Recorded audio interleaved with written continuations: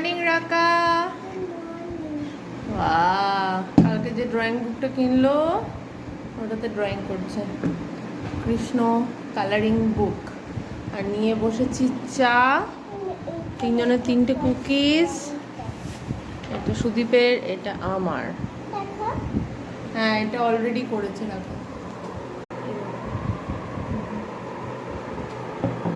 Good morning everyone, এখন বাজে 9:30 আর এই জাস্ট চা নিয়ে বসলাম, রবিবারের চা।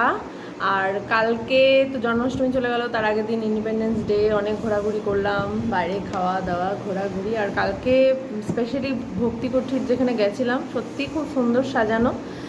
যদিও আমরা ইস্কনে মানে জন্মাষ্টমীর দিন কোনো দিন যাইনি, বাট আগে একবার হোলির দিন গেছিলাম, তো সেরকম মানে ঠিক মানে সেই এটা পাইনি। তো যাই হোক, কালকে ওখানে গেলাম, খুবই সুন্দর করে সাজানো, অ্যারেঞ্জমেন্ট খুব ভালো লাগলো। একটু ভিড় ছিল, প্রচণ্ডই ভিড় ছিল, পার্কিংয়ের জন্য একটু ইস্যু ছিল, বাট এমনি খুব ভালো লাগলো। আর গরম ছিল প্রচণ্ড, মানে আমার শর্ট ভিডিওগুলো দেখলে বুঝবে দরদর করে ঘামছি। আর কাল মাঝরাতে মানে আজকে মাঝরাতে আর কি 3-4টের সময় যা জোরে জোরে বাজ পড়ছিল, আর মানে ঝমঝমিয়ে বৃষ্টি হলো। আজ সকালবেলা আবার রোদ উঠে গেছে।